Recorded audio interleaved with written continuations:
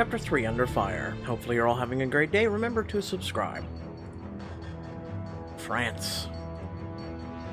Within the elegant walls of Paris's exclusive Casino Ambroise, all hell breaks loose as gunshot echoes through the chamber. Casino patrons scramble for the exit as Callum pulls Vivian to the floor. Someone knew Vivian was coming to us with information. We're dealing with an assassin. Sorry, wait, an assassin? Like the kind that kills people? No, the kind that makes your donuts. Another shot rings out. You peer over the craps table, looking for the shooter. You see her across the room, aiming right at you. You duck as she looses another shot. Vivian yelps, covering her head with her hands. The assassin's a waitress at 11 o'clock. Brunette hair, low bun. We need a plan, we're sitting ducks here. Callum, get Vivian out of here. Yes, get Vivian out of here. I fully support this. I'll catch the assassin. See if I can learn who she sent her. By yourself, that's ridiculous. We don't have a choice. Vivian can't fight. Someone needs to get her to safety. Besides, I work best alone, remember? Fine, just be careful. The shooting stops. Cautiously, you peer out once again, eyes locking at the shooter's location, but she's gone. I've lost sight of her. Suddenly, a different gun fires from your right. Get down! You duck just in time to clear the way for Callum's shot. He delivers expert counterfire. There's a second shooter. Figures. We'll have to split up then. There are multiple assassins, oh god. I'm too young to die. No one's dying tonight. You lean around the craps table to return fire. The second assassin aims a long rifle at Vivian from the upper balcony. There he is, upper balcony.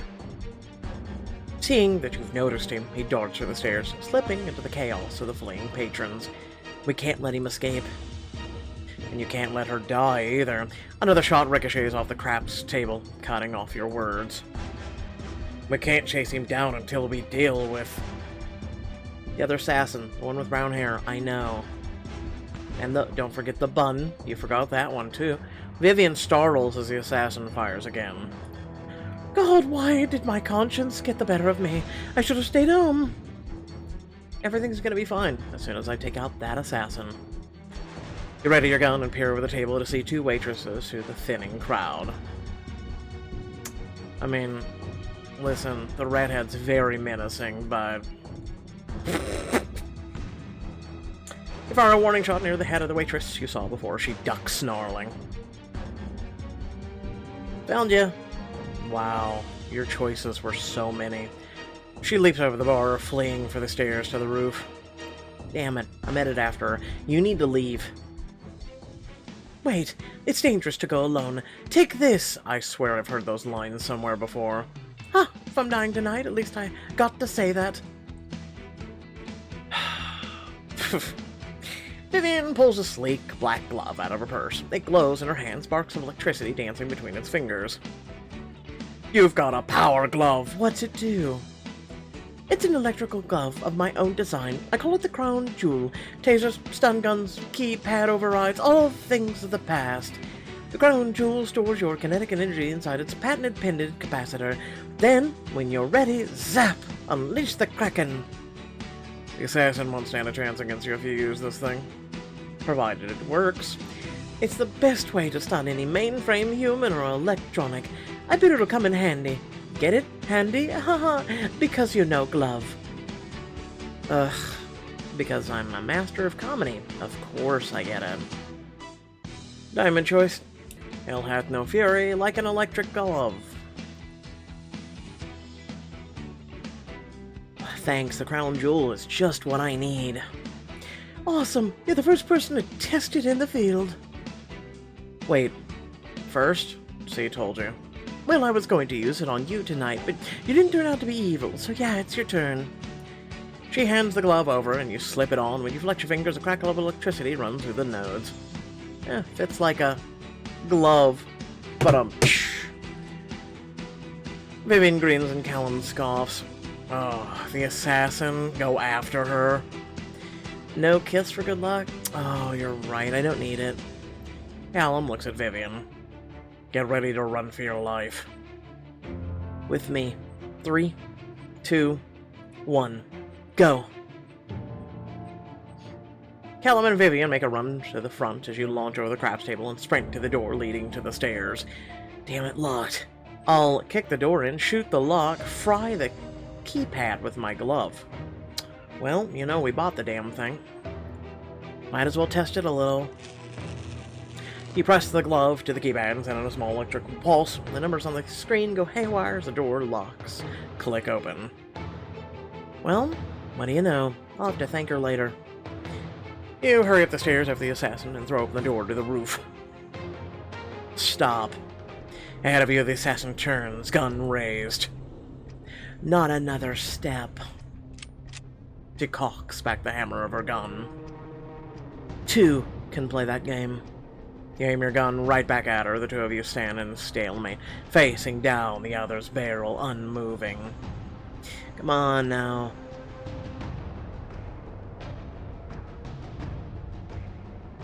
Can't we just settle this with our hands? Whatever happened to the days of good old hand-to-hand combat? I mean, do you really want to play a game of chicken with me? I guarantee you will lose. Shut up.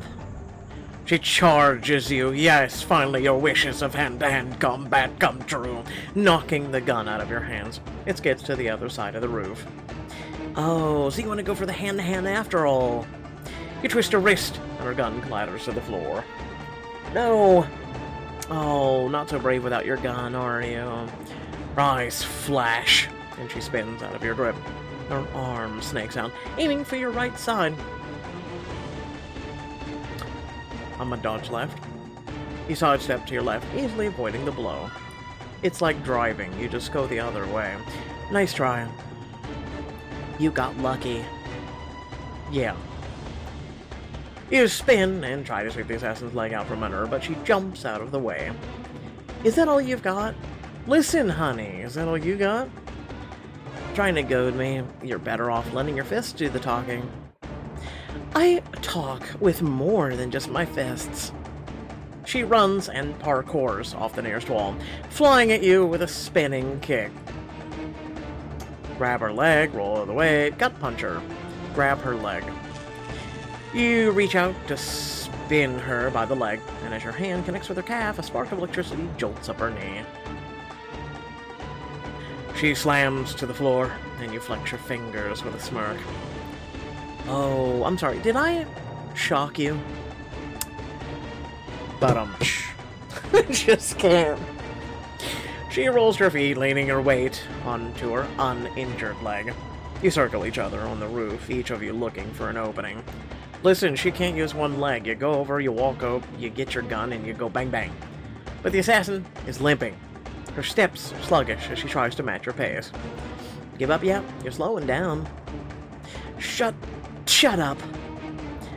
As a bead of sweat rolls down your neck, you feel a warm, staticky crackle coming from the crown jewel. Enough roughhousing. Let's end this. Thought you'd never ask. She charges at you again, and you ready, the electrical current jumping between your fingers. Time to test this puppy out, even though we've already done it twice now. You duck beneath her incoming fist, and then press the glove to her face. You royally messed up. You unleash the current, transferring the electrical pulse into her body. She jerks, rise, before collapsing to the ground, wide-eyed as her limbs twitch in the aftershocks. You win! You wait to see if she'll get up, but she doesn't. She's defeated. You put up a good fight, I'll give you that. You electrified the assassin. You pull out some zip ties and then secure her arms around a nearby pipe. Her limbs are still twitching as you touch your earpiece. GAIA, I've downed an assassin at my location. She'll need to be picked up for questioning. Roger that, Agent Jones. Someone will be there shortly. You turn back to the assassin, who glares up at you. You cannot contain me. Swear I heard that before, too. Look. You lost. Just give up your information already. You were here for our contact, which means someone knew she was coming, and what she intended to tell us. I'll ask you politely this one time. Who are you working for? The assassin stares at you a moment, then smirks. He will build a new city. What are you... Ah! Help! On the street below, Vivian cowers behind a car, while Callum fights the masked assassin. Who sent you? You can't be serious. Can't be seriously be that dense, can you? The assailant spins and lands a kick on Callum's chest. Callum staggers, but quickly recovers and jabs the assassin's ribs. Ha! Oof, not bad. Before Callum can react, the masked man brings his fist down on Callum's back. This would be a really great time if you had a gun and you were able to shoot the assailant. Callum's in trouble. I have to help. Shoot. Get with the assailant's arm, but he moves out of the way at the last second. Damn it. The man looks up at you, watching you carefully. You can't see his behind his mask, but you can feel his glower from the roof. I'm not through with you yet. The assassin turns just in time to dodge Callum's attack. Yes, you are. With an almost mechanical precision, the assassin slams his gun into Callum's temple, drawing blood. Callum collapses to the ground, dazed as the assassin strides over to Vivian. Oh my god, no, no! Somebody here! Bells ring out as the nearby tram makes its last call. The assassin grabs Vivian roughly by the arm, dragging her over. Thank God we're watching this while we have a gun. Let go of me! Get in and shut up. He shoves Vivian into the tram. As it pulls out of the station, the assassin turns to give you a mocking salute. Damn. You rush to the front of the casino where Callum kneels on the sidewalk, clutching his head. Are you okay? I will be once we save Vivian. You nod towards a row of sleek luxury cars parked in front of the casino. Let's ride. That's actually perfect. How are your hot wiring skills? Instead of answering, you jump into the driver's seat and coax the engine to life. Get in. We have a tram to catch. Callum flings himself into the passenger seat. You rev the engine and zoom off in pursuit of the tram. Music to my ears. The tires squeals as you make a hairpin turn and find yourselves on a road along the CN. A tram a good distance ahead. Minimal pedestrians. That's good. Just make sure you... Yeah, just go take a nap. He holds the side of his head where a trickle of blood is already drawing. That's a nasty blow. I'm surprised you didn't pass out. I can't believe he got the better of me. I should have paid more attention. Callum...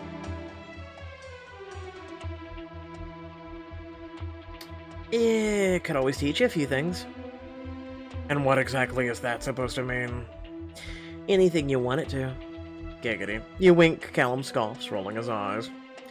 Seriously, is now really the time for that? It's always the time for that, Callum. Vivian's our priority, hit the gas. Now you're talking. The car speeds precariously down the road, closing the gap with the tram. Is it just me, or is the tram going faster than it should be? It's not you. The tram is blowing past the stations. It's been hijacked. Just then, the tram's side door opens and the assassin leans out.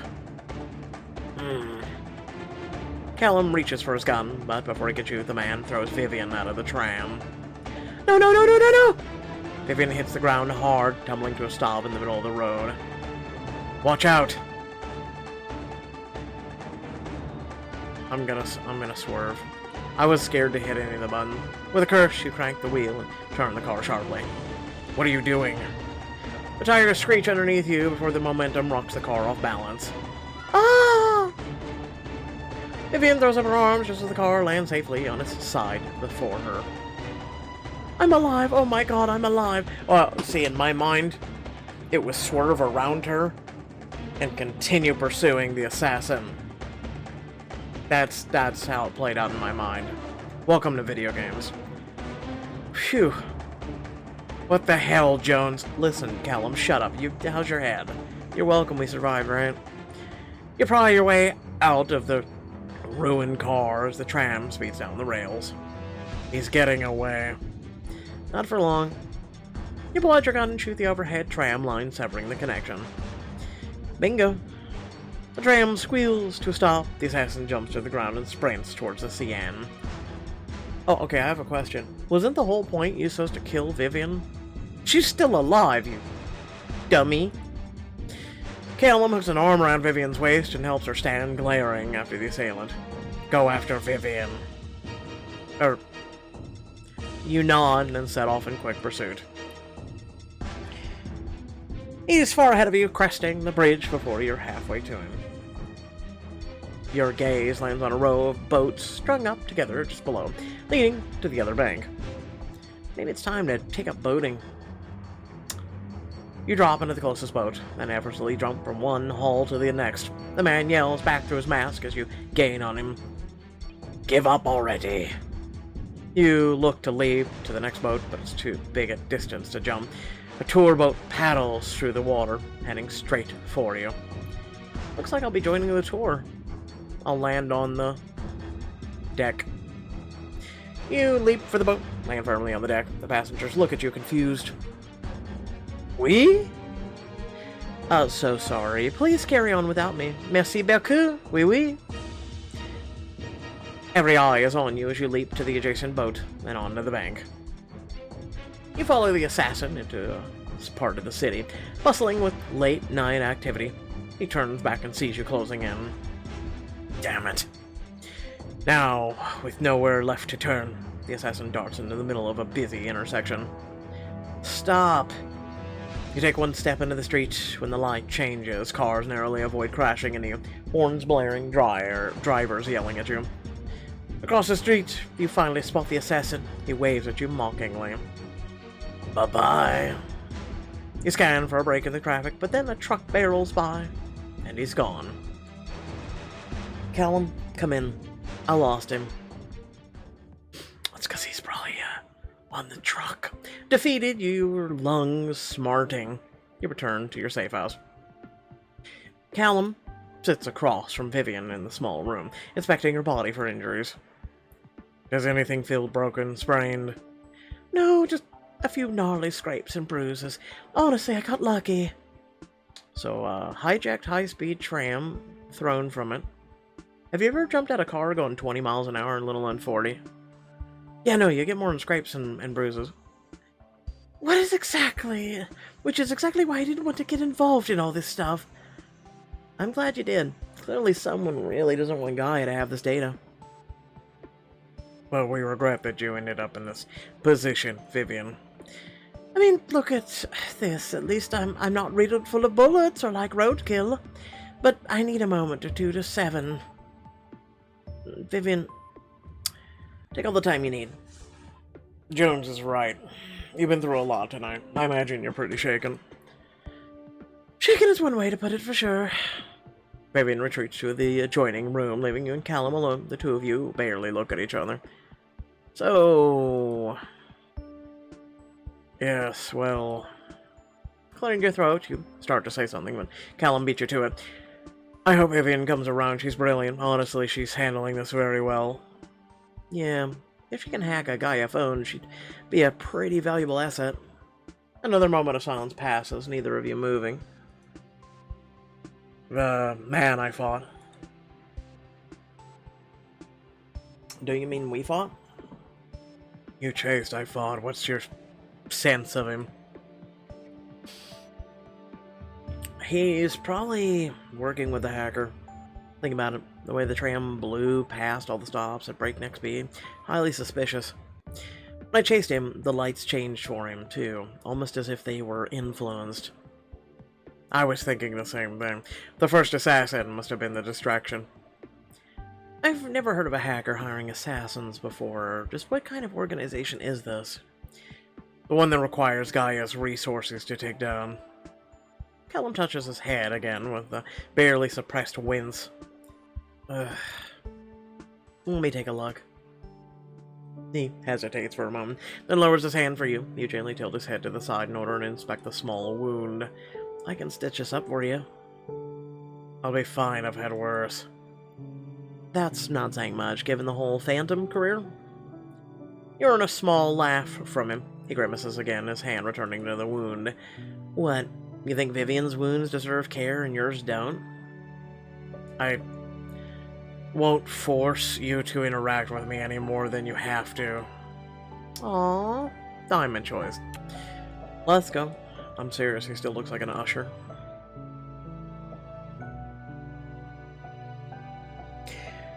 You're not imposing. I insist. It's clear you need medical care. I can't have my partner jeopardizing the mission now, can I?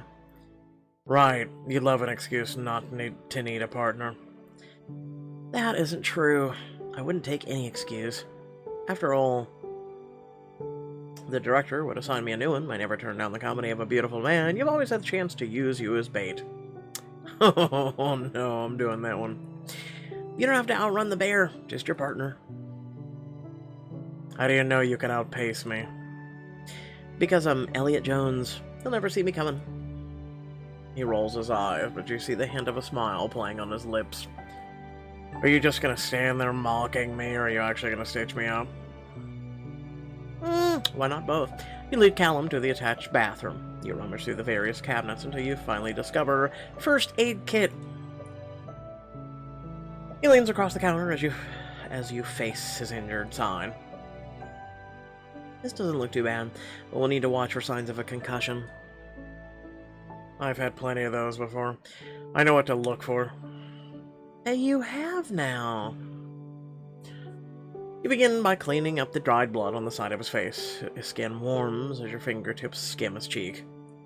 No permanent damage, if that's what you're wondering. Are you sure about that? Maybe the fun part of your brain just got knocked out of alignment. Ha ha. You gently press some antibiotic gel to his temple, and he flinches with a hiss. Ugh. Sorry, too hard? No, it's just stings. Maybe it'd be easier if I just distracted him somehow. So tell me. Ever been to Paris before? He quirks an eyebrow. I know what you're doing. Good. Then you also know it's a classic bedside manner, so humor me. He releases a heavy sigh, but doesn't respond. You're about to try to continue your work in silence when he finally answers. I've been in Paris once before. Let me guess, romantic getaway? No. Why are you so angry when it comes to romance? Unlike some other people in this room, romance is not the only thing on their mind. Yeah, but you don't need to be angry about it whenever it's brought up, dude. God damn. As he speaks, you clean the wound again. This time, he doesn't flinch. Okay, fine. So, what did take you to the City of Love? Another assassin bent on taking out the French president. Classic. I did the same for the Saudi crown prince once. What happened for you?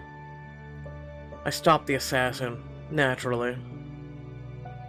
Please tell me you at least got to do some sightseeing after a job well done. Didn't have to. I fought him at the top of the Eiffel Tower. The longer he talks, the more he relaxes, allowing you to finish cleaning away the blood. I think this needs a couple more stitches. I thought we were putting an antibiotic thing on there, not actually, like, cleaning his wound. I thought we already did that. I hope you know what you're doing. If I didn't, I don't deserve the title of a phantom. You retrieve a curved needle and surgical thread from the first aid kit. I don't know about you, but I despise getting stitches. Don't you need them fairly often? Doesn't mean I like them. There's just something about the needles. You give a theatrical shudder, which earns a small laugh from him. An international spy with a needle phobia. Ridiculous. You slowly reach up to grasp his chin and angle his head into position. Your fingers linger against his warm skin before you pull back and pick up the prepped needle. You seem to find a lot of what I do ridiculous. Perhaps, but you seem to be pretty knowledgeable about stitches, despite hating them. Well, in this business, you have to be. You have a point. I can't even count the number of bullets I've taken anymore. Don't even get me started on stab wounds. We have a strange line of work, don't we? As you make the first incision, he gasps, grabbing hold of your thigh. Oh, sorry. No worries. Do what you have to do. His screw loosens slightly, but he keeps his hand where it is. On your thigh! What's the weirdest place you've had to get them? His hands or stitches?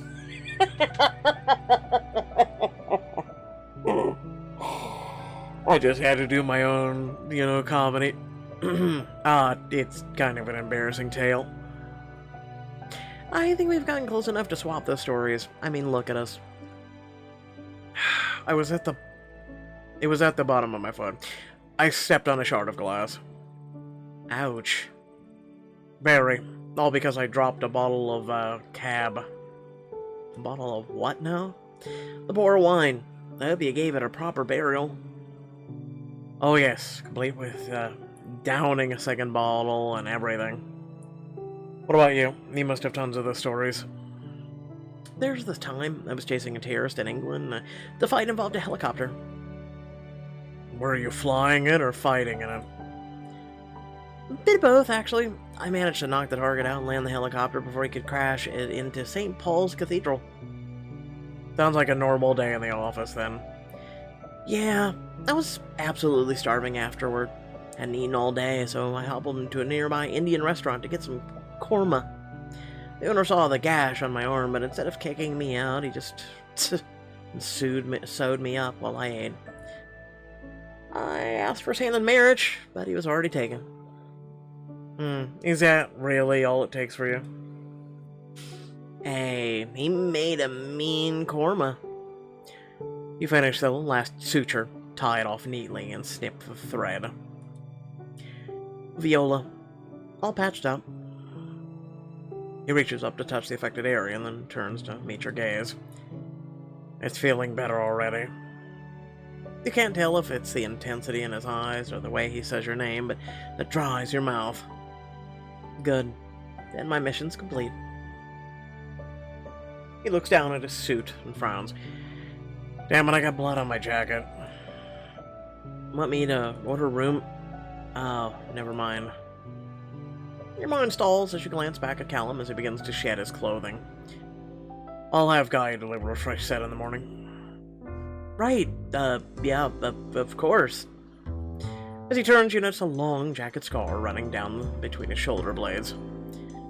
This looks like a few years old, at least, and like it was painful. Your fingertips gently trace the scar, leaving goosebumps in their way. His head lolls back slightly.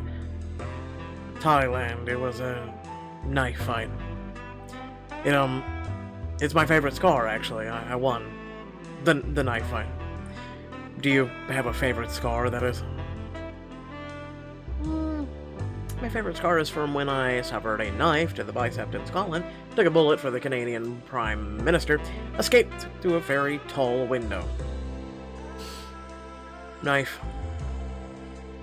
Ah, well, now I have to know the full story. Well, I was in charge of escorting a politician's daughter around Edinburgh, but some folks got wind of her location. One of them tossed a dagger aimed straight at her head. Luckily, I stopped it with my arm, just in time. You adjust your arm to show Callum the scar just above your elbow. Many stitches from that one. I think it nicked an artery. Also got a little nerve damage for flair. Ah, that's healed pretty nicely then. Reminds me of the one on my ribs where... He points at a barely visible scar that goes over his ribs. You shift in closer to better see it. I had a nasty run-in with the Yakuza. Did you know some of them carry katanas? Yes, actually. They're very nice, actually. Oh, do I ever. Check this out. This one's from the Lackeys of the Five. Ooh. Okay, see, you got me into this shit now. Callum leans over to better look at the thin scar on your collarbone as warm breath tickles your skin. Barely made it out on that one. There was a lot of blood. Your voice wavers a bit as he gently traces the arc of the scar. It makes you realize just how close he's gotten. I'm glad you survived. Me too. Then suddenly, he pulls back. You scramble to feel the sudden silence. We should, Oh, yeah, yes, definitely. He moves away and changes into a fresh set of clothing. And when he turns back to you, his eyes are strangely soft. Thank you, Elliot. You're welcome. I'd say, let's do this again, but let's not. He forcefully clears his throat. We should take a look at the data Vivian gave us. Right. While you wait for Vivian, you begin to transfer the data from your phone to your laptop. This is a lot of data to come through. This could take hours. It's not even organized? Or it's just to find anything in there? I think we'll have to rely on GAIA to handle the rest. Hopefully something in here will help us track down our hacker soon rather than later. Agreed. I don't think either of us is equipped to handle this alone. Did we just agree on something? Let's not make it a habit. As you scroll through the data, you notice something odd. Your brow furrows at the text. I keep seeing something about an architect in here. I think that's code for something. Not an architect. The architect. You turn and see Vivian in the doorway, wary but clear-eyed. The hacker's handle, capital A, and everything. I've been piecing together fragments of his code from past attacks. All of them were signed off by the architect. The architect. Sounds like he thinks himself a god. Yeah, kind of like the Matrix one. It's like he thinks he can change the world with these blueprints. It's kind of terrifying. It's worrying, to be sure. But people with delusions of grandeur typically like that. We'll have to be careful. Yeah, the guys really shouldn't underestimate him. He's the most sophisticated hacker I've ever seen, and I've seen a lot. How did you end up gathering all this data on him anyway? GAIA wasn't even aware of him. Okay, this is gonna sound bad, but I promise it's not. We won't judge. Speak for yourself. Do I need popcorn? So, I was trying to get the Sky Strike figurines, but they were impossible to buy after the pre-order window closed, and... What on earth are you talking about? Don't ask. Just really don't. Never mind. Long story short, my search ended up taking me to the dark web. So you're on Google. Imagine trying to buy like a soda. It's like, oh shit, they're out of stock. And I've ended up in the dark web. You wanted figurines that badly? They are very rare, okay? Anyway, I noticed all these strange patterns across the dark web, fragments of code that didn't belong, so I followed them straight to the architect. Once I started collecting data, I couldn't stop. Before I knew it, I had terabytes worth, and I didn't like what I saw. If you really wanted to help, you should stay on this operation. We could use you. What? But I'm not a GAIA agent, ghost, or whatever it is they call you. You understand how the architect works to the point that you've deciphered his code. You'd be quite invaluable to the mission. I don't know. I'm not sure my heart can take another night of this. Well, you're a hacker. You would, like, hide in a van. Vivian, the architect will come for you again. If you thought tonight was scary, just wait until the architect sends even more assassins after you. At least with GAIA's protection, you'd be safe. And I promise, we can stay cozy in the safe house and away from the action. Vivian chews on her lower lip, thinking it over. After a long moment, she heaves a heavy sigh. Alright, I'm in. Yay! Excellent. We should probably start with decoding all this data. Well, here's the thing. She walks up to the computer and crosses her arms with a puzzled frown. Even though I was able to scrounge all this up, I still don't know how the architect hacks into everything in the first place. We are going to send this over to GAIA analysts, get their take on things. It's worth a shot, but I doubt they'll get this to you as fast enough. He points at a line of text on the screen written in French. The architect's next attack will be the Hôpital de Richelieu tomorrow. Ah. So pretty much the same in the same area we're at. So without further ado, thanks for watching. Please remember to like, share, and subscribe to the channel. Be greatly appreciated. And without further ado, let me say the following. I love your beautiful faces. Thank you very much for watching. It's very much appreciated for you to be here. There are links. I don't think people know this. In the description of this video. There to come hang out in things like Discord. Follow me on other social media platforms. And if you want to help support, say, buy diamonds, me continue to do VIP, even keep my electricity on, or hey, guess what? You know, you can support those little fuzzy baby kittens that I just recently had to help give birth to. That literally 5 of them are running around my room as we speak. It'd be greatly appreciated. You know, anything and everything that you can do. If you're not able to help out with some sort of donations, it's fun. Sharing the channel, sharing this community, sharing what I do is literally and figuratively, I can't tell you enough how much that helps. To have a very active community that helps to get the creator out and to get the world to see them. Because literally and figuratively, without that, the channel starts to stagnate and get stale and goes away. So, just saying. You are literally and figuratively what keeps this channel going. So, thank you. Without further ado, thanks for watching. Peace out.